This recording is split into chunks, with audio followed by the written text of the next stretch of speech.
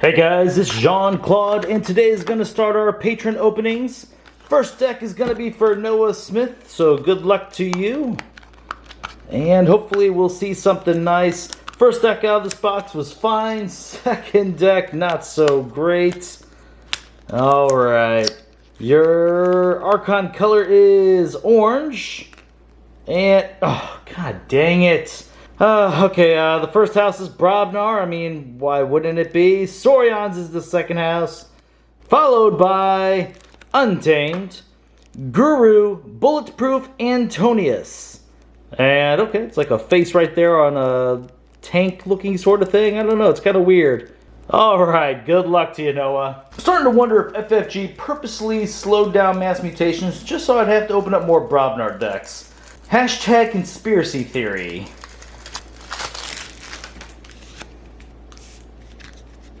Alright. Punctuated Equilibrium. That is a great card to start off with. Untamed, by the way. Each player discards their hand, then refills their hand as if it were the end of the turn. The Feathered Shaman, 2-power elusive. Fight, Reap, ward each of the Feathered Shaman's neighbors. Mab the Mad, and whenever you play it, 2-power, Reap, shuffle it into your deck. Grasping Vines, and whenever you play it, return up to 3 artifacts to the owner's hands. Unnatural Selection, and whenever you play it, choose 3 friendly creatures and 3 enemy creatures, destroy each other creature. A second one of those. Rust Gnar, 4-power, fight, destroy an artifact. If that artifact had an amber bonus, you gain that much amber. Second one of those. Mulvin, 3-power, hazardous 3. After amber is stolen from you, deal 1 damage to each enemy creature for each amber stolen. Key charge, lose an amber. If you do, you may forge key at current cost. Imprinted Mermook, 3-power elusive. Your keys cost 1 less amber. Harmonia, 2-power elusive. After you play a creature, if there are more enemy creatures than friendly creatures, gain an amber. And now we're on to Saurons. It's City Gates, it's an artifact. Action, a friendly creature captures an amber. If that creature is a dinosaur, it captures 2 instead. Great amber control. Philothosaurus, 4-power, Reap. You may look at the top 3 cards of your deck, archive 1 to add 1 to your hand, and discard 1. Tricerian Legionary, 5-power, 1 armor, taunt, play, ward a friendly creature. Tribute, amber whenever you play it. The most powerful friendly creature captures 2 amber. You may exalt that creature to repeat the preceding effect. Oh, a second one of those. Thero Centurion, 6-power, 1 armor, play, fight, capture an amber. Please, let's see Imperial Scudam in here. The Golden Spiral, it's an artifact. Action, exalt a friendly creature, ready and use that creature. Redder Gallum, 3-power, play, your opponent's keys cost plus 3 amber. Reap, if you exalt it, you do the same effect. Odiak the Patrician, 5-power, play, capture an amber. While it has amber on it, your amber cannot be stolen. Brutodon Auxiliary, 6-power, taunt, and hazardous 2. That's typically the last Saurion card. Oh, we got 2 of those. There is one more. Axiom of Grisk. Ward a creature. Destroy each creature with no amber on it. Gain 2 change. Looks like we had a lot of ways to get amber on our creatures, whether they did it themselves or use something like City Gates or Tribute. This is a very powerful card in this deck. Alright, now we're on to Brobnar, and we have a brew. Narp specifically. Amber whenever you play it. Give a creature 2+1 power counters.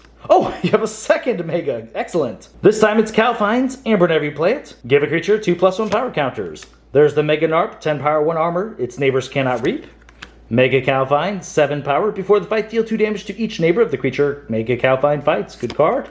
Power of Fire, okay. Sacrifice a friendly creature. If you do, each player loses amber equal to half that creature's power. Rounding down the loss, gain 1 chain. Looks like we found a great use for that Mega Narp in here. Warrior's Refrain, amber whenever you play it. Stun each creature with power 3 or lower. Stiltkin, 2-power Skirmish. After a giant is played adjacent to Stiltkin, ready and fight with Stiltkin. Ire Staff, artifact, amber whenever you play it. Action, enrage a creature, give that creature a +1 power counter. Gron Ninetoes, 5-power, gets +4 power while it's damaged.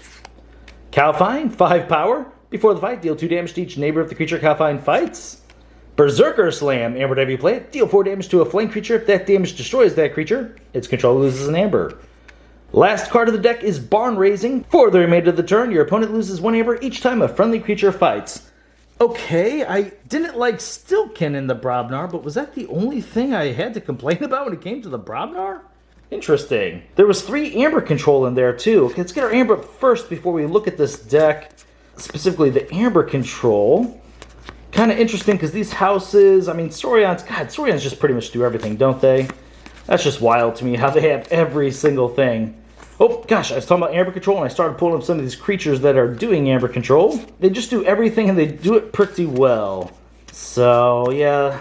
But honestly, the Brobnar having as much amber control as it had, that's pretty impressive.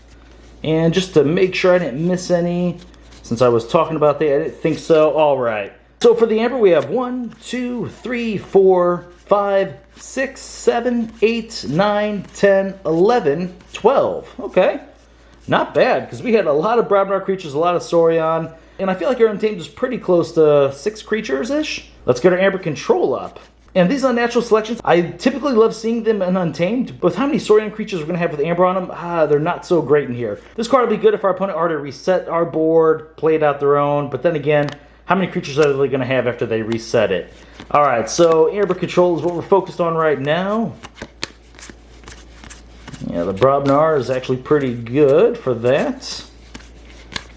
And we saw earlier as I was trying to pull them up, the Saurians have got it going on. Alright, so Amber Control 1, 2, 3, 4, 5, 6, 7, 8, 9. 9's actually pretty good for this deck once again, because of how many creatures are in here. If you notice, this is reusable, so it's quite a bit. This can typically stop them from forging key if they had a huge turn. Making them pay 3 more is very nice. Reusable here. Huge Amber Control card, basically with both of those, the Barn Raising and the Power of Flame. Berserker Slam, just a great card. Yeah, big Amber Control with the Tributes as well. Pretty strong. Yeah, really good Amber Control considering what houses we have here. Let's pull up the creatures. Very interested to see, did we get like 21? How many do you think we had? Oh, and also, one other note, the Stillkin in this deck isn't too bad because we did have 2 Brews plus an Ire Staff, turning into a 3 to 5 power skirmish creature that can fight immediately, thanks to a Giant Peon placed next to it. Actually isn't too bad in this deck. Oh, I'm sitting here talking about them, getting excited about all that, and passing up these creatures. I also like how many taunts we had inside the Saurians to help protect that Dilophosaurus. That's really cool. Alright, 1, 5, 10, 15, 19. Okay, wow. Not 20, but that's pretty solid.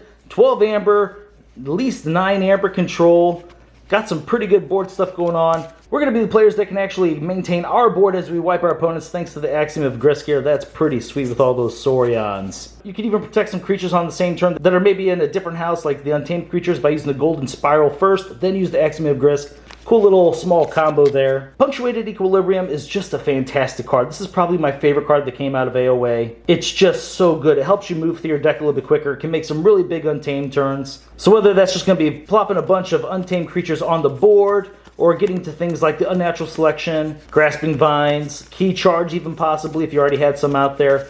Pretty sweet. Even helps cycle some of the worst cards in here. Maybe like the Warrior's Refrain, and possibly the Ire Staff. It just depends. Yeah, you don't mind losing those or her Barn Raising early on. You know, you've got to have a good board for that to work. Even if Punctuated Equilibrium gets rid of a better card, it's okay because you see so many more cards. Definitely never be afraid of playing this card even if you have other good cards in your hand. Alright, so these Saurians, let's look at those as a whole. Pull up all these creatures. So we had 1, 2, 3, 4, 5, 6, 7 Saurian creatures. Just love these guys. Got the nice taunts in here. Just overall bigger bodies. I think the smallest is a 3, but look what it does. It's Amber Control, then followed by 4. And this guy's insane. Absolutely love Dilophosaurus. Imagine being able to archive something like a Punctuated Equilibrium so you can wait till you have a huge Untamed turn. That's pretty awesome. Yeah, this is a really cool looking deck for being these 3 houses, honestly. This is a very good Brobnar for Worlds Collide. Honestly, the only 2 bad cards are Warrior's Refrain and Stiltkin, and this deck actually makes Stiltkin a pretty good card. Thanks to the 3 different power counter cards you can basically use on the same turn, whether it's the artifact doing it or the different brews. Speaking of brews, actually that Power of Fire, Mega Narp plus a brew can take your opponent off a key. That's 6 Amber we can make them lose. Kind of insane, actually. Alright, Noah, well, I hope you like this deck. This might honestly be the best Worlds Collide Brobnar we've seen. Alright guys, well thank you very much for watching my videos, and I'll see you next time.